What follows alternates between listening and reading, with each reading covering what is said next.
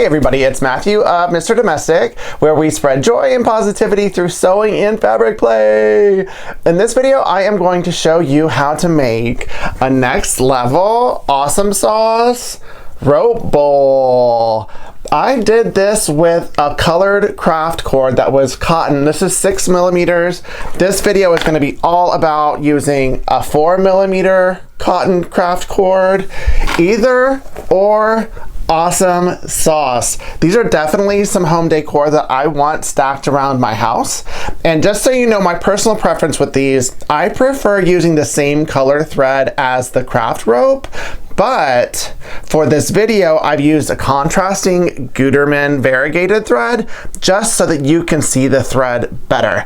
But the options are up to you. Whatever you want to make this rope bowl, go for it! So before we get into the content, anytime you're enjoying this video, make sure to give it a thumbs up and don't forget to subscribe to my channel. Now let's get ready to have some fun together. So starting with this one, I used a 6 millimeter craft cord, and it's this Cora's craft cord right here. I found this randomly in a craft store and I was like, oh my gosh, I have to make some rope bowls.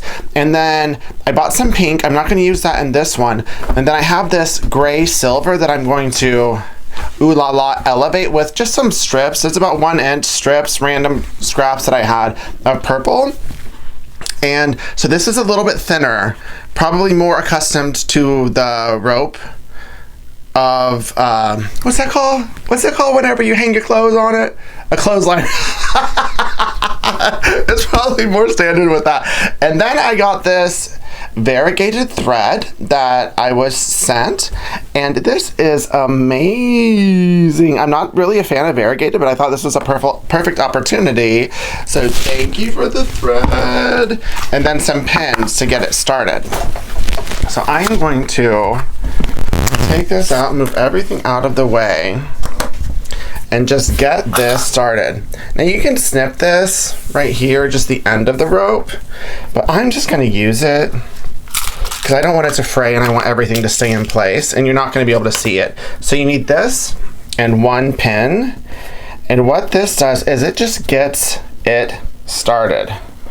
Wrapping it around, because this first part is kind of like fumbly to get in between here. And we'll get to it. So once you this is 1, 2, 3, 4 wraps of it. Once you get beyond that, then it's smooth sailing on your sewing machine. But then I just use the pin to sew it through here, see? And it keeps it in place from unwinding, so it's easier to maneuver when you get it started. Over to Felicia, and just so you see where I have the stitch set, it's set at a width of 5 millimeters, a length of 2 millimeters, and it's a zigzag stitch. This is crucial to getting this going. So now, let's get our stitch on. I've taken this here, and one thing to know is that the bulk of your bowl needs to be going this way, just so that it doesn't get clumped over here. You wouldn't be able to make it work. So I have my dual feed foot on here, and then just get going. A lot of this is going to be hand cranking, and I'm intentionally using a contrast thread so that you can see it. And you are going to go around. And this you're going to have to fidget with. And there have been times when I've made this whenever I didn't get it around. And then I just went back over and sewed it later, and it was totally fine. And it's a lot of a bowl anyway, y'all. It's okay if you don't see it. And see how that pin is like keeping everything in place?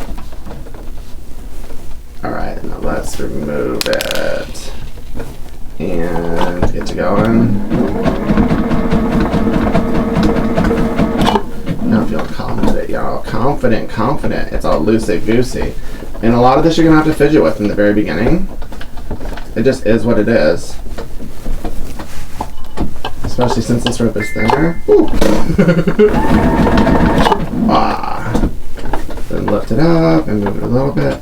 And then just tighten it as you go. And then before I get into the the main part of it. I'm gonna show you what this like jacked up bottom looks like, so that if yours is jacked up, you don't feel bad about it.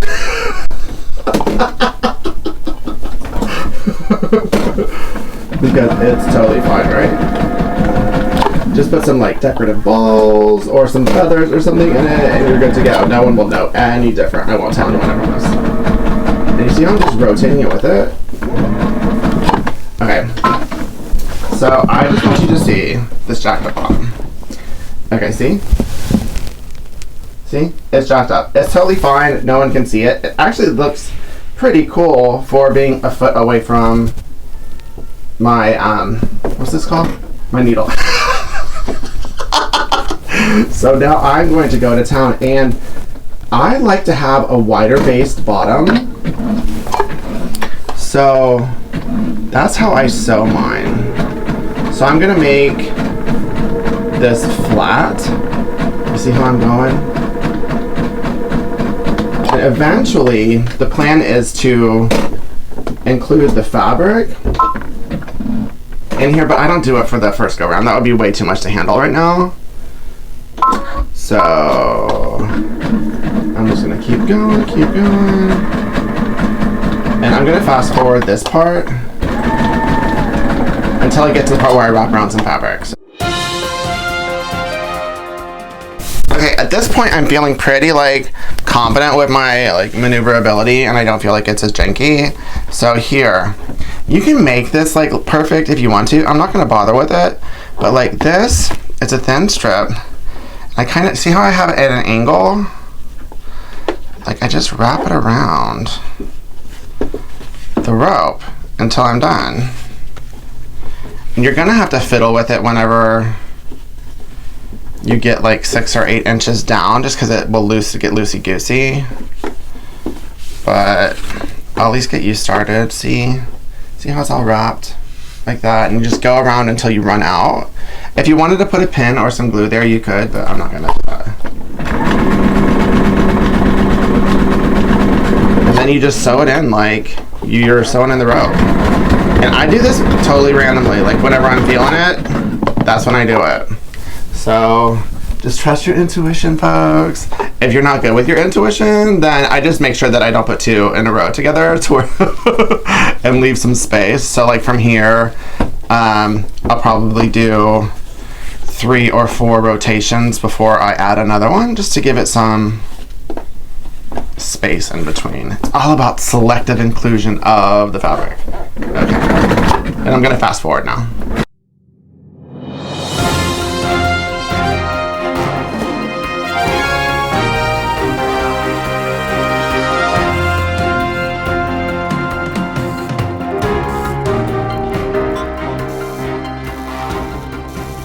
Okay, 2 things here. You see the gap that I left in between this? I just think then it'll make this more important and a better eye candy kind of thing if you just do it sporadically than too much. Or you don't even have to add fabric to it, but I suggest using Aura by AGF when it comes out in October. And hopefully, I also hope you saw that I just put my finger here and I let it do the work, and I make sure that this is in between that mark, and it just go to town here. And yay. And let me just have this out. Like, it's flat. It looks like it's curving, but it's flat right here. This is about as big as I want the base to be, maybe a little bit bigger. And then, so I'm gonna go around a couple more. At least cover up this fabric. And then, that's when the magic of the bowl starts to happen. You're gonna pivot up. So now, this is what I do with it. I might actually change feet. Just start to just pull this up here. And it feels like it's going the wrong way. This curve is coming out, but it's pulling on this enough to where it's gonna come up. And actually, I am gonna change feet from my walking foot to my standard foot because it'll give it more of a lift. So I'll be right back. Okay, so now I have changed to my regular foot, and you can start with your regular foot if you wanted to. This will just allow it to have more lift. I want this to be it. dramatic, jutting up. See, I'm just feeling it. And at first, it's not going to feel like anything is happening, and you're going to question whether or not it's actually moving, like up. And then once you start to doubt, like, all of your secret superpowers as a sewist, then it'll start to shut up, and you'll be like, oh my gosh, I did it. So I'm going to fast forward for a while, but just watch what I'm doing right here so that you can see the magic happen.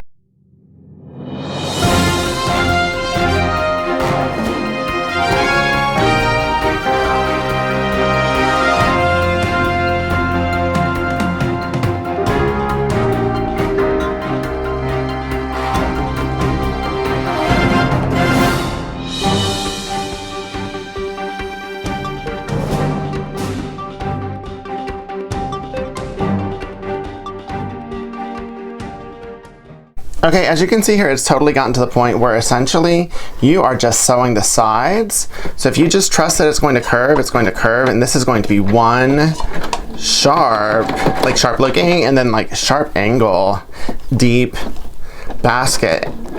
Is this a basket? Rope bowl. And so it all depends on how big you make that base as to how deep or tall it can be. I'm just making sure that it follows right in there.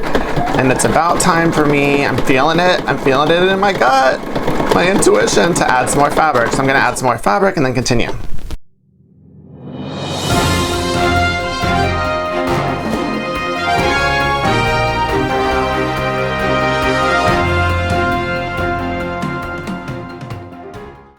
Okay, so I've gotten to the point where there's just this much left of the bowl. I'm making this a smaller bowl. And so for here, I like to make it to where it looks like this. I just think it's cuter. So add a little handle. And then I'm going to take a pin, like before, and then just pin this in place. Right here. It fits right in there. And then you're gonna stitch right here till the end of there, and if you want to come back and stitch in this a little bit, you can too. But that's just another little, I don't know, like a ba-ba-boom tip. I just think it elevates it. And go slowly. So you don't break your needle on that pin. See right here. Boom, boom, boom, boom, boom, boom. Back stitch.